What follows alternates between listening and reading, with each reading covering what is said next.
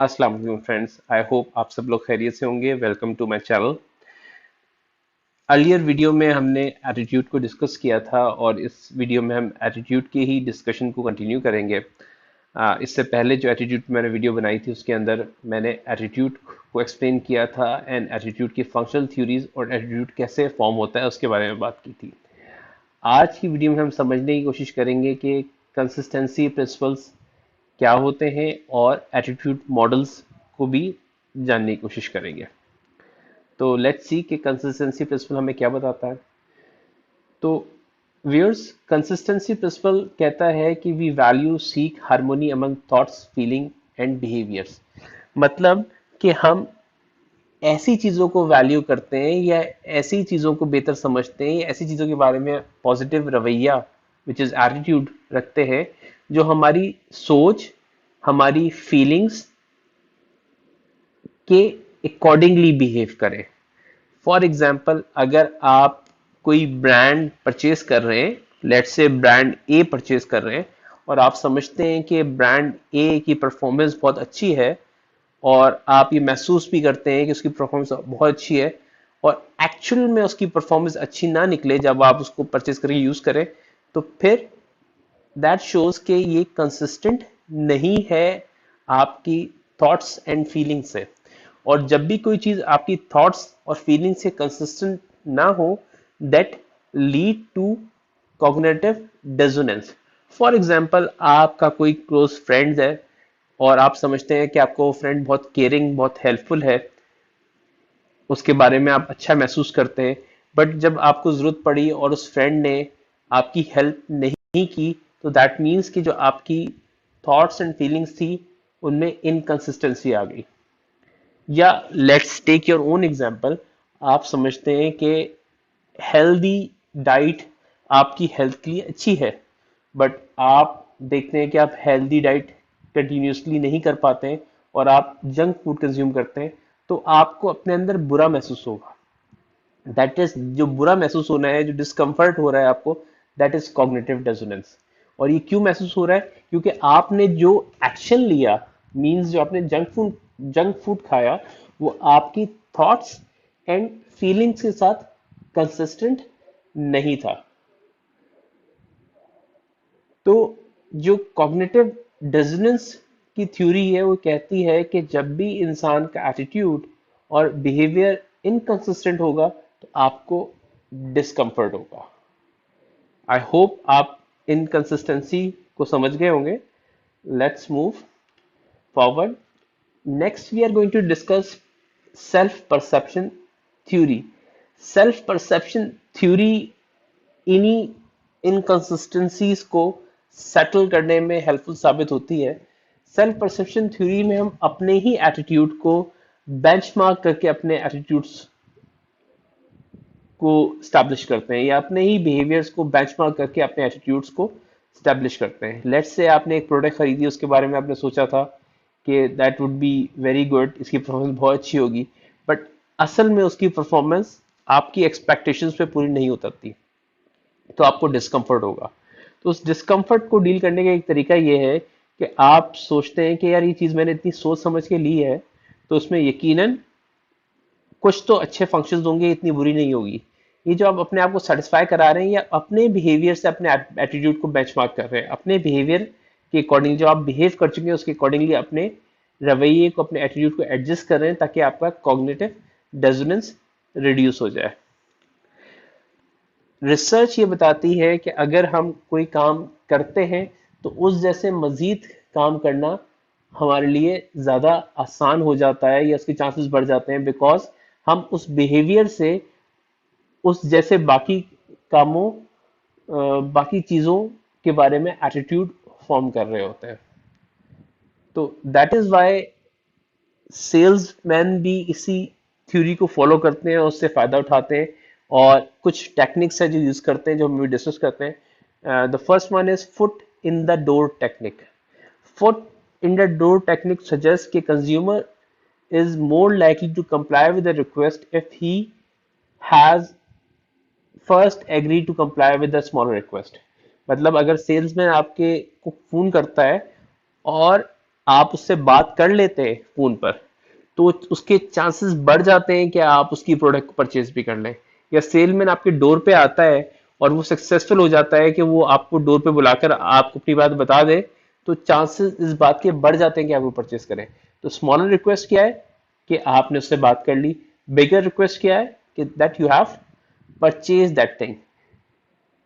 It is a part of human attitude जो salesman और marketer use करते हैं। Then we have low ball technique. Low ball technique suggests person is asked for a small favor and is informed after agreeing to it that it will be very costly.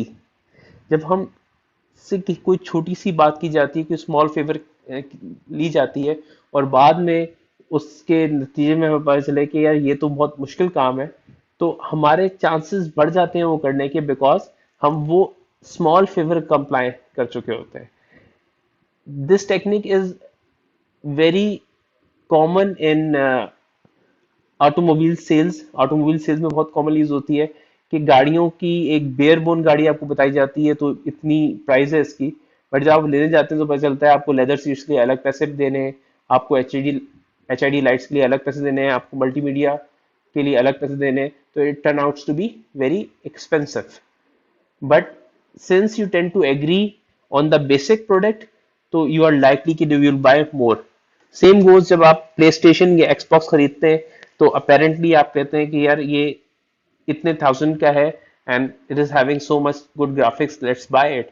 But later you realise कि उसके लिए जो games purchase करनी है that's very expensive. But क्योंकि आप comply कर चुके होते हैं, आप अपने आप को तसल्ली देते हैं यार अब तो मैं ये ले चुका हूँ, let's buy more costly things to use it as well. Then we have door in the face technique. Door in the face technique suggests that if person is asked to do something extreme, which he refuses, then asked to do something smaller, that person is more likely to comply. For example, अगर आपका कोई दोस्त आता है और आपसे 1000 rupees बोरो करने की डिमांड करता है और आप उसको रिफ्यूज कर देते हैं, उसके बाद कहता है चलो यार 1000 नहीं 100 रुपये दे दो, तो इट इज वेरी लाइकली कि आप उसकी ये चीज एक्सेप्ट कर रहे होते हैं, कर लेते हैं। अगेन आप अपने ही बिहेवियर्स को बेंचमार्क कर रहे होते हैं, यार मैंने 1000 के तो मना कर दिए थे पर 100 तो चलो मैं दे ही सकता हूँ। सो हम अपने परसेप्शन को, अपने सेल्फ परसेप्शन से अपने फर्दर एटीट्यूड को बेंचमार्क करते हैं। Then we have social judgement theory. Social judgement theory कहती है कि we assimilate new information about attitude objects in light of what we already know or feel। मतलब कि हम अपना एटीट्यूड किसी भी नई चीज के बारे में उसी बुनियाद पे फॉर्म करते हैं जो हम पहले से जानते हैं।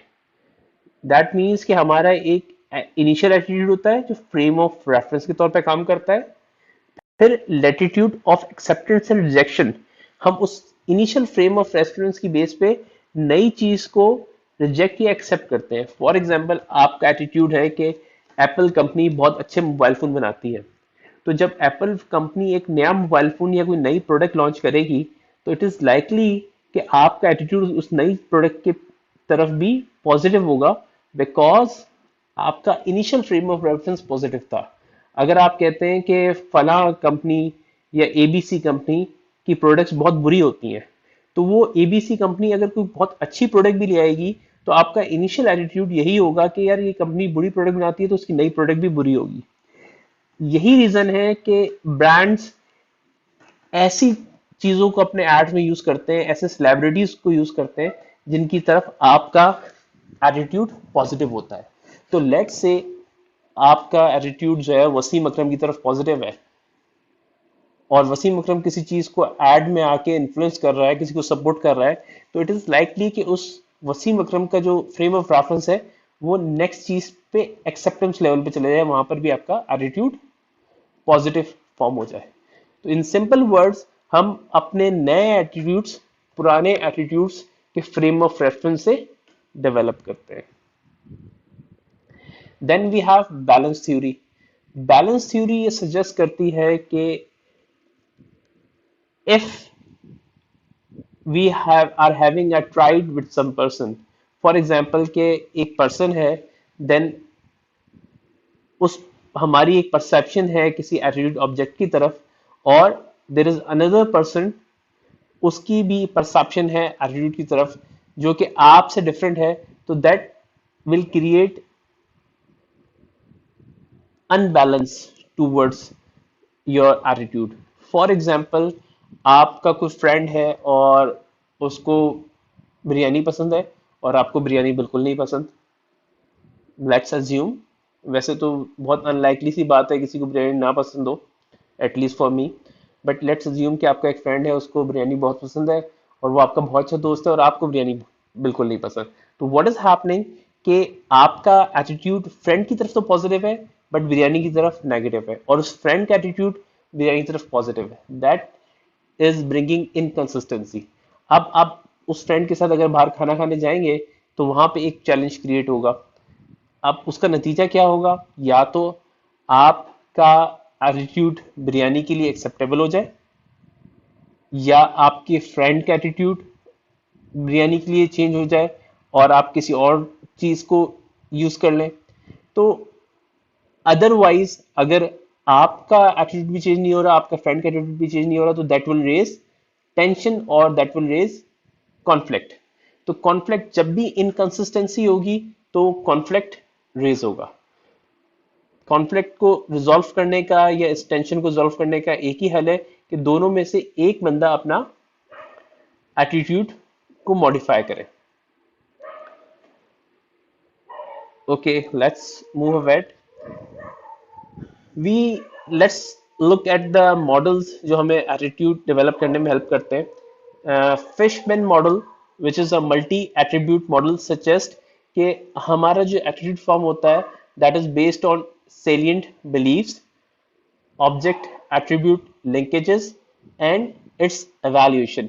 हम देखते हैं कि हमारे salient beliefs क्या है किसी चीज के बारे में, वो उस ऑब्जेक्ट के एट्रीब्यूट्स के साथ कैसे लिंक हो रहे हैं और हम उनको कैसे evaluate कर रहे हैं। Let's have a look at one example. यहाँ पर मैंने एक मोबाइल फोन की कैटेगरी ली हुई है जिसके अंदर तीन ब्रांड्स ली हैं, Samsung Galaxy note 10, Apple iPhone 11 and Google Pixel 4, और मैंने उनके एट्रीब्यूट लिस्ट डाउन किए हुए हैं। ठीक है, जो यहाँ पे बात हो रही है ऑब्जेक्ट एट्रीब्यूट लिंकेजेस की, तो हमने यहाँ पे एट्रीब्यूट्स लिंक डाउन किए हुए हैं, एंड उन एट्रीब्यूट्स को लेके जो आपके सेलिएंट बिलीव्स हैं वो उसकी बेस पे मैंने ब्रांड्स की स्कोरिंग की हुई है। और अगेन इसमें क्या, इसमें इवैल्यूएशन, आपकी इवैल्यूएशन उसके बारे में क्या है वो भी यहाँ पे लिस्टेड है। तो कैमरा के बारे में जो आपका सेलिएंट बिलीव है which is the importance level, आपके लिए कैमरे की इंपॉर्टेंस लेट्स से 9 है। सॉफ्टवेयर ओएस की एग्जांपल लेट्स से आपके लिए 6 है। स्क्रीन की एग्जांपल लेट्स से आपके लिए इंपॉर्टेंस आपके लिए 8 है, एंड प्राइस की इंपॉर्टेंस आपके लिए 6 है। वंस यू हैव स्टैब्लिश कि आप लोग आपके लिए किस चीज की इंपॉर्टेंस कितनी है, उसके बाद हमने ब्रांड्स को रेट किया हुआ है। हमने कैमरा में लेट्स से आप समझते हैं कि गैलेक्सी नोट 10 जो है दैट इज योर परसेप्शन, मैंने जो एग्जांपल दी है आपने अपनी परसेप्शन के अकॉर्डिंगली इसको करना है। तो लेट्स से आप समझते हैं कि सैमसंग गैलेक्सी नोट 10 का जो कैमरा है वो 7 स्कोर करता है इन कंपैरिजन, जो ये एवैल्यूएशन हो रही है in comparison to Apple iPhone and Google Pixel 4, and Apple के कैमरे को आपने 8 रैंकिंग किया है एंड गूगल पिक्सल के कैमरे को आपने 9 किया है। इसी तरह सॉफ्टवेयर में Samsung 6, Apple 9 and Google 8, screen में Samsung 9, Apple 8 and Google 8, price के अंदर Samsung 6, Apple 5 and Google 7। Considering कि सैमसंग की प्राइस इनमें मीडियम है तो that is ranked 6, Apple is most expensive, उसकी प्राइस ज्यादा है तो उसको कम रैंकिंग दी गई है, और गूगल जो इनमें कंपैरेटिवली चीपर है तो उसको प्राइस का बेनिफिट की वजह से हाई स्कोरिंग हुआ है। तो what we will do, we will simply multiply the importance with the score you have given. 9 into 7 for in case of Samsung plus 6 into 6 plus 8 into 9 plus 6 into 6। इसकी base पे जो Samsung का complete score बन रहा है that is 207। Apple का जो complete score बन रहा है 202। एंड गूगल पिक्सल का जो कंप्लीट स्कोर मिल रहा है 235। तो what attribute multi attribute model suggest कि हम ये देखेंगे कि कौन सी प्रोडक्ट है जो हमें मैक्सिमम स्कोर दे रही है। जो प्रोडक्ट मैक्सिमम स्कोर दे रही होगी उसकी तरफ हमारा एटीट्यूड उतना ही ज्यादा पॉजिटिव होगा। अच्छा, जनरली एज कंज्यूमर्स हम इस तरह कोई कैलकुलेशंस नहीं कर रहे होते हैं, बट हम ये सारी चीजें अपने माइंड में, आप लोग कभी सोचें अपनी शॉपिंग को एक्सपीरियंस करें, स्पेशली हाई इन्वॉल्वमेंट शॉपिंग में, तो ये सारी चीजें आप अपने माइंड में प्रोसेस कर रहे होते हैं और इसी तरह सोच रहे होते हैं यार फला प्रोडक्ट का जो है ना, फला मोबाइल का कैमरा ज्यादा अच्छा है, कैमरा मेरे लिए ज्यादा इंपॉर्टेंट है, या फला में स्क्रीन ज्यादा अच्छी है, स्क्रीन की इंपॉर्टेंस, स्क्रीन की खैर है थोड़ी कम ज्यादा हो जाए तो। That's the way we think and we process things and we form attitude. अब मल्टी एट्रीब्यूट मॉडल्स के अकॉर्डिंगली ब्रांड्स को क्या करना चाहिए, इसके लिए कुछ यहाँ पे टिप्स हैं। That is to capitalise on relative advantage. मतलब आपकी प्रोडक्ट के अंदर जो एडवांटेज है आप उस पर कैपिटलाइज करना चाहिए। अगर सैमसंग की एडवांटेज स्क्रीन का है तो सैमसंग को चाहिए कि वो स्क्रीन ज्यादा प्रमोट करे। इससे होगा ये कि जिन लोगों के लिए स्क्रीन इंपॉर्टेंट है उनके लिए सैमसंग की रेटिंग बढ़ जाएगी। इसी तरह अगर एप्पल का की स्ट्रेंथ उसका सॉफ्टवेयर है तो वो सॉफ्टवेयर को ज्यादा प्रमोट करे। जो आपका relative advantage in comparison to other brands उसको ज्यादा हाईलाइट करें, उसको ज्यादा कम्युनिकेट करें अपने कंज्यूमर से, अपने टारगेट ऑडियंस से। तो that will help you develop better linkages. Then strengthen previous linkages. Strengthen previous linkages का मतलब ये है कि अगर लोग समझते हैं कि आपके मोबाइल में, आपकी कंपनी की ब्रांड में जो है वो कैमरा अच्छा है, तो उनको अश्योरेंसेस दें कि वाकई इसका कैमरा अच्छा है। And then add a new attribute. ठीक है, लेट्स से कि यहाँ पर हमने ये एट्रीब्यूट्स लिए हुए थे, कैमरा, सॉफ्टवेयर, स्क्रीन, प्राइस। एक नया एट्रीब्यूट आ जाता है मोबाइल पेमेंट सिस्टम, तो ये स्कोर चेंज हो सकते हैं और प्रोबेबली टोटल चेंज हो सकता है। एप्पल का जो एप्पल पे है दैट इज मोर फेमस, उसकी कंपेटेबिलिटी ज्यादा है, तो हो सकता है अगर हम वो एट्रीब्यूट ऐड करें, उसकी इंपॉर्टेंस कस्टमर के लिए हो, तो एप्पल आईफोन का स्कोर बढ़ जाए और लोगों का जो एटीट्यूड है वो एप्पल की तरफ ज्यादा पॉजिटिव हो जाए। तो हम हमेशा नया एट्रीब्यूट ऐड करके भी अपनी प्रोडक्ट की तरफ लोगों का एटीट्यूड एनहांस कर सकते हैं। और द लास्ट सजेशन जो कि जनरली मैं प्रेफर नहीं करूंगा उसको, but because that suggestion is critical, इसमें गलत जाने के चांसेस बहुत ज्यादा होते हैं। That is to influence competitor rating. Competitors की रेटिंग को आप इन्फ्लुएंस करें, मींस अगर लोग समझ रहे हैं कि गूगल का कैमरा अच्छा है, तो आप लोगों के जहन में ये बात डालें नहीं गूगल का कैमरा जितना अच्छा आप समझ रहे हैं वैसा नहीं है। तो जब आप अपनी रेटिंग इंप्रूव नहीं कर सकते तो आपका दूसरा हल ये है कि आप कॉम्पिटिटर को डिग्रेड करना शुरू कर दें, उसकी रेटिंग कम करना शुरू कर दें। That will again help you to form better attitude towards your product. But this can go wrong, ये गलत भी हो सकता है कि लोगों का ट्रस्ट आप पे कम हो जाए कि आप मिस इन्फॉर्मेशन फॉरवर्ड कर रहे हैं या आप किसी की बुराई कर रहे हैं, तो लोगों का ट्रस्ट आप पे कम हो जाए। Okay, then we have extended Fishbein model. Further extension हुई है जिसमें हम कहते हैं कि सिर्फ जो एटीट्यूड है वो सिर्फ हमारे एट्रीब्यूट से नहीं बनता, बट इसमें आपका सोशल प्रेशर भी काउंट करता है एंड इंटेंशन को कंपेयर किया गया है बिहेवियर से। जो एक्सटेंडेड फिशबिन मॉडल है, फिशबिन ने मॉडल प्रपोज किया था with the name of theory of reason action. और थ्योरी ऑफ रीजन एक्शन ये कहती है कि इंटेंशन खाली इंपॉर्टेंट नहीं है, बिहेवियल इंटेंशन, आपका इरादा होना खाली इंपॉर्टेंट नहीं है, बट ये बहुत काउंट करता है कि उस इरादे पे एक्शन करने के कितने चांसेस हैं। तो behavioral intentions lead to your actual action. Then it talks about social pressure कि लोग उसके बारे में क्या कहते हैं, जो चीज आप जिसके बारे में आप डिसीजन लेना चाह रहे हैं उसके बारे में लोग क्या कहते हैं, और उसके बारे में आपका अपना एटीट्यूड क्या है। तो अगर हम इसको मॉडल फॉर्म में देखें तो व्हाट इट सेज कि एटीट्यूड टूवर्ड्स एक्ट और बिहेवियर, लेट्स से अगेन हम मोबाइल फोन की एग्जांपल ले लेते हैं. If you want to buy mobile phone, or let's say if you want to buy Google Pixel phone, so what is your attitude toward Google? We calculated के according to multi attribute model आपका जो attitude सबसे ज्यादा Google Pixel 4 की तरफ है. तो that will form behaviour intention. ये आपकी इंटेंशन डेवलप करेगा कि आप उसको जाके खरीद लें. बट इसमें बहुत इंपॉर्टेंट और चीजें भी हैं. सब्जेक्टिव नॉर्म, आपके दोस्त क्या कहते हैं, आपके घर वाले क्या कहते हैं. अगर आपके घर वाले प्रेशर डालें, नहीं गूगल का फोन अच्छा नहीं है, ये गूगल की वारंटी के इश्यूज हैं, या उसका डिजाइन अच्छा नहीं है, या आपके फ्रेंड्स कहें कि वो इतना गुड लुकिंग नहीं है, तो that can affect your behaviour intention. So behaviour intention सिर्फ एटीट्यूड से नहीं बन रही, सोशल नॉर्म्स से भी बन रही है, सब्जेक्टिव नॉर्म्स से भी बन रही है. Subjective norms are the social pressures, और ये दोनों चीजें मिलकर आपके बिहेवियर इंटेंशंस बनाते हैं. And behaviour intentions lead to your actual behaviour. मतलब आपने जब एटीट्यूड बना लिया और आपके जो सोशली लोग हैं वो भी एग्री कर रहे हैं कि यार Google Pixel 4 is a good phone, तो आपकी बिहेवियर इंटेंशन बन गई, और that will lead to behaviour जो आपका एक्चुअली जिसमें जाकर आप परचेज कर लेंगे चीज को.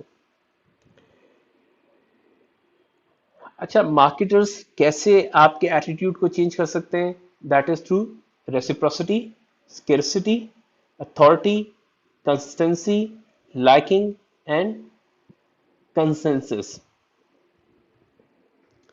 ओके, रेसिप्रोसिटी का मतलब ये है कि हम वो चीजें प्रेफर करते हैं जिसमें हमें कुछ मिल रहा हो.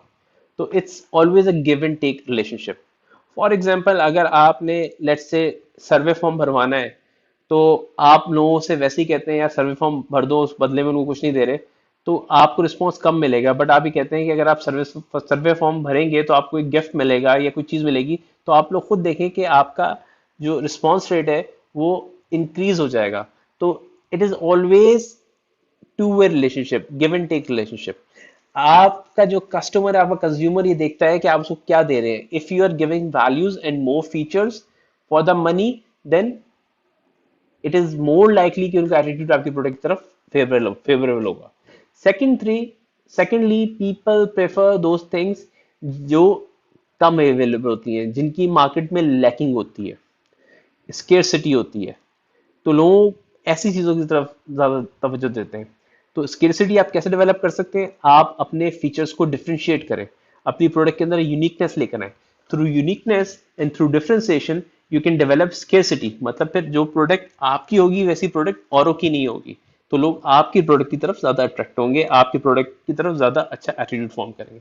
Authority, in general people tend to prefer those sources जो अथॉरिटेटिव हो. सच एज, अगर आपने मोबाइल फोन लेना है, तो अगर आपको सिमिलर फीचर्स किसी एबीसी ब्रांड से मिल रहे हैं, किसी स्मॉल ब्रांड से मिल रहे हैं, तो आप उसके बजाय वो ब्रांड प्रेफर करेंगे जिसकी ज्यादा अथॉरिटी है, जो ज्यादा स्टेब्लिश है मार्केट के अंदर, क्योंकि वहां पे आपका ट्रस्ट ज्यादा होगा. कंसिस्टेंसी, कि वो ब्रांड कितनी कंसिस्टेंट है, that will form your attitude. आपकी जो थॉट्स, आपकी जो फीलिंग है और जो एक्चुअल प्रोडक्ट है वो वैसे ही निकल रही है, वो एक्सपेक्टेशन से मीट कर रही है नहीं कर रही, उसका विद टाइम बिहेवियर क्या है, उसके फीचर्स में कंसिस्टेंसी है नहीं है, उसकी परफॉर्मेंस में कंसिस्टेंसी है नहीं है. People tend to prefer those products and brands जिनमें कंसिस्टेंसी ज्यादा हो, एटीट्यूड उनकी तरफ ज्यादा पॉजिटिव फॉर्म होता है. Then liking, we tend to prefer things which are related to things we like. हम, अगर आपको कोई ब्रांड पसंद है, let's say you love Apple company, Apple की जैसे एक बहुत बड़ी फैन फॉलोइंग है, क्रेज है लोगों में एप्पल कंपनी का, तो एप्पल जो भी प्रोडक्ट लेकर आएगा उसमें आपकी चांसेस ज्यादा होंगे कि आप उसकी तरफ पॉजिटिव एटीट्यूड रखें. अगेन, जैसे मैंने आपको सेलिब्रिटी वाली बात की थी, अगर आपको कोई सेलिब्रिटी पसंद है और वो सेलिब्रिटी एड में यूज हो रही है या वो सेलिब्रिटी ब्रांड को स्पॉन्सर कर रही है, तो you are more likely to have a positive attitude towards that brand. Then the last thing is consensus. Consensus का मतलब है एग्रीमेंट ऑफ मेजॉरिटी. ऐसी प्रोडक्ट जो मेजॉरिटी पसंद कर रही है या एक मार्केट में ट्रेंड चल रहा है, you are likely to have more positive attitude toward such thing. Okay friends, that's it with this lecture. I hope कि आपको अच्छा लगा होगा और इससे हेल्प मिली होगी आपको. If you like the lecture, please subscribe and share. Thanks for watching. Take care. Allah Hafiz.